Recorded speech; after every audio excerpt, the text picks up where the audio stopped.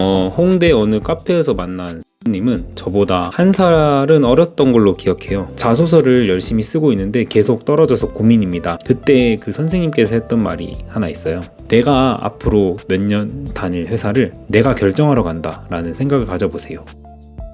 오늘은 오랜만에 기술영업직에 대한 영상을 찍어볼까 하는데요.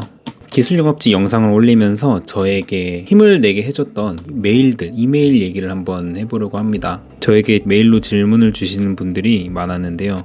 그 중에서 인상 깊었던 것들이 좀 있었습니다.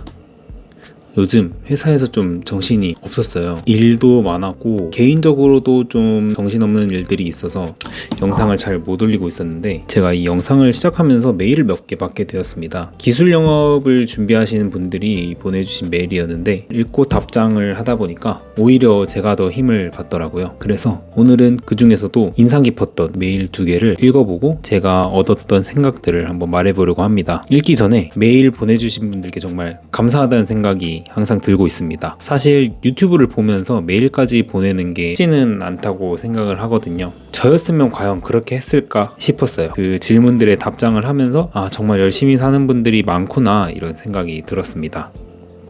우선 첫 번째 메일은 제가 이 유튜브를 시작한 지 얼마 안 됐을 때 받았던 메일인데요. 아마 제일 처음 메일을 보내주셨던 분입니다. 그리고 지금도 가장 기억에 남는 메일 중 하나입니다. 메일 내용 중에 이런 부분이 있었어요. 갑작스럽게 메일을 보내게 되어 실례가 아닐까 생각합니다. 그래도 너무 궁금해서 이런 적이 없었는데 메일을 보내게 되었습니다. 이 부분을 보는데 되게 조심스럽게 보내셨다는 게 느껴지더라고요. 저도 이분께는 최대한 성의껏 대답을 해드려야겠다. 그리고 저한테 처음 메일을 보내주신 분이기 때문에 뭔가의 책임감이 생겼었습니다.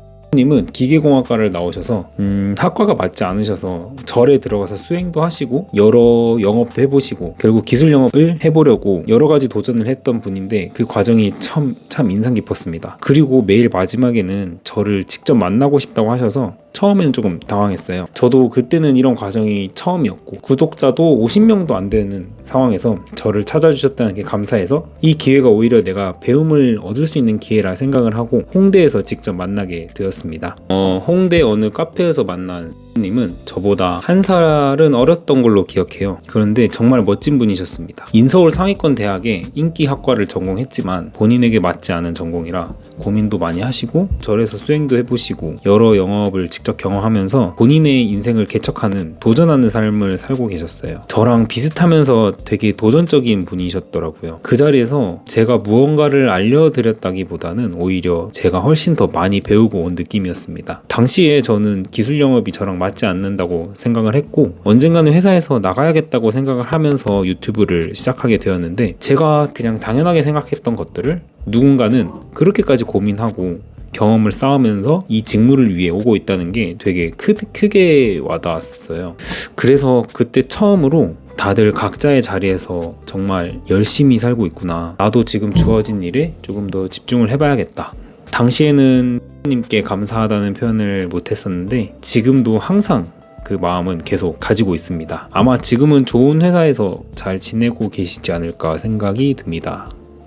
두 번째 메일은 가장 최근에 받은 메일 중 하나인데요. 여성분이셨고 조금 더 현실적인 취준생의 고민이 담겨 있었습니다. 자소서를 열심히 쓰고 있는데 계속 떨어져서 고민입니다. 쓰다 보면 회사의 제품에 관심이 생겨서 지원을 하게 되었다고 하는데 결국 비슷한 내용으로 끝나는 것 같고 면접관 분이 보시기에 지루해 보여서 고민이에요 라는 내용의 메일이었는데요. 이 부분을 보는데 되게 공감이 되더라고요. 저도 처음에 자소서 쓸 때 비슷하게 썼던 기억이 있어서 공감이 많이 됐습니다. 이분도 정말 많은 고민을 하고 있구나. 사실 메일 내용에서 결과만 보면 떨어졌다 요거지만 그 뒤에서는 계속 쓰고 수정하고 고민하는 시간이 있잖아요. 저는 그게 더 크게 느껴지더라고요. 그리고 이렇게 직접 유튜브를 찾아보고 메일까지 보내는 행동 자체가 저는 또 하나의 용기라고 생각했습니다. 저도 취준할 때 똑같은 고민을 했던 기억이 있는데 저도 당시에는 회사에 대한 확신이 없었고 그 다음에 내가 왜 이 회사를 가야 되나 이런 거에 대한 고민이 정말 많았어요. 그래서 이 고민들을 그 당시 저를 컨설팅 해주시던 선생님께 메시지를 보냈습니다. 그때 그 선생님께서 했던 말이 하나 있어요. 내가 앞으로 몇 년 다닐 회사를 내가 결정하러 간다 라는 생각을 가져보세요. 이 말이 저를 버티게 해줬던 가장 큰 말이었던 것 같습니다. 지금은 일을 하면서 적응도 되고 초심을 잃어서 그때의 생각을 잊고 있었는데 답변을 하다 보니까 나도 이 말로 버텼었지 이 생각이 들더라고요. 그래서 이 말을 저한테 질문을 주신 님께도 돌려드려야겠다는 생각을 했었습니다. 다행히 님께서도 이 말이 와닿았다고 용기를 얻었다고 답변을 다시 주셨어요. 그리고 오히려 그 답변에 또 저는 다시 큰 용기를 제가 오히려 얻었습니다. 용기를 얻고 따뜻함을 얻었습니다. 저한테도 다시 초심을 떠올리게 해준 그런 메일이어서 굉장히 기억에 인상 깊게 남아 있습니다. 저에게 해당 메일을 보내주신 님께 감사드립니다. 여러분, 저는 메일에 답변을 드리면서 제가 도움을 드릴 수도 있고 저에게 도움을 요청을 하시는데 오히려 메일을 보내주신 분들에게 제가 더 많이 얻고 있다는 느낌을 받았습니다. 어떤 분들은 정말 논리정연하게 질문들을 정리하셔서 메일을 보내주시기도 하고 저는 그런 걸 잘 못하거든요.